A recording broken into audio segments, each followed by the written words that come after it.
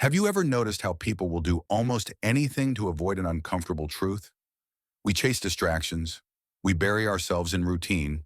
We scroll endlessly, binge endlessly, consume endlessly, not because we're lazy, but because somewhere deep down, we know.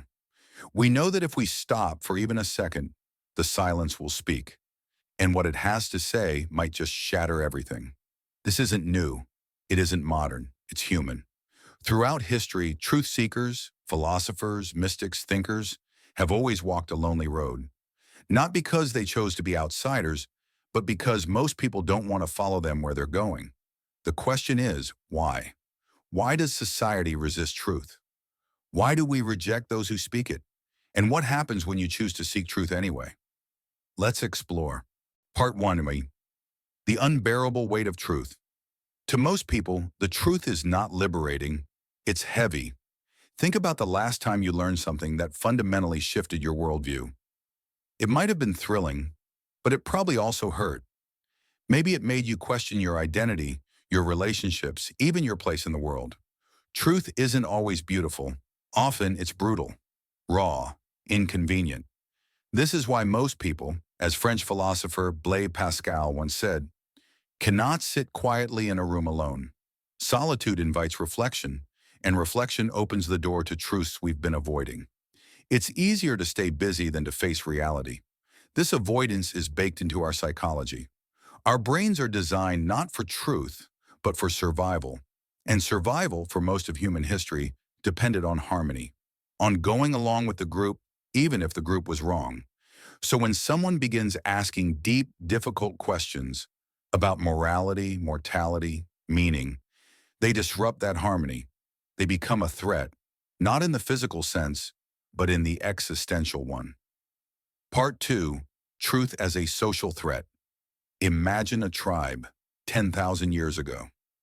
One member starts questioning the leader's wisdom, the group's customs, the gods they worship. Even if they're right, they endanger the group's unity. Doubt spreads, confidence wavers. The group feels unstable. And so, historically, the truth teller is cast out, labeled a heretic, a lunatic, a danger. Fast forward to today, and the dynamic hasn't changed much.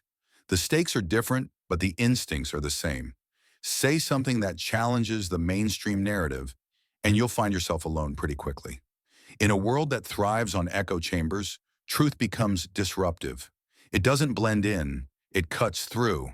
And not everyone appreciates the incision. This is why people often react with hostility when presented with uncomfortable facts. They're not being irrational. They're being human. Their ego is defending itself. Their worldview is protecting itself. And the truth? Well, it becomes collateral damage. Part 3, the thinker's dilemma. So what happens to the person who does pursue truth? At first, they feel curious, energized. It's exciting to pull back the curtain, to uncover the mechanisms behind belief, power, desire. But then the isolation sets in. You start to realize that the more you understand, the harder it is to communicate. Conversations that once felt fulfilling now feel empty. Parties feel shallow. Small talk becomes unbearable. People say you've changed, that you're distant, maybe even arrogant. But it's not arrogance. It's that you've started to see things differently. And once you see, you can't unsee. This is the thinker's dilemma. You begin the journey seeking clarity, but the clearer things become, the lonelier the road gets. Nietzsche warned of this. He wrote, "He who has a why to live can bear almost any how."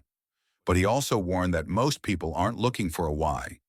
They're looking for a how that doesn't make them uncomfortable. And so if you go looking for truth, don't expect applause, expect silence, maybe even laughter.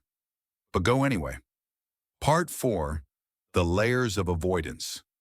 Let's break this down.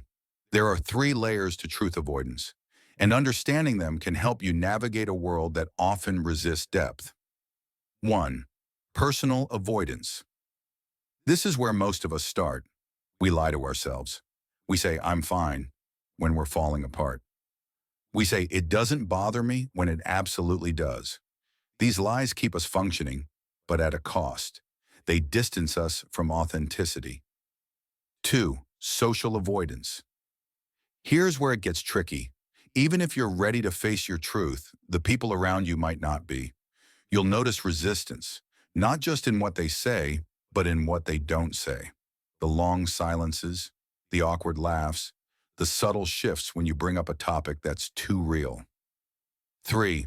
Cultural avoidance. On the largest scale, we live in a society that rewards comfort, not truth. Entertainment is prioritized over introspection, noise over signal, trends over wisdom. We scroll, swipe, binge, click. Not because we're stupid, but because the alternative, facing ourselves, is terrifying.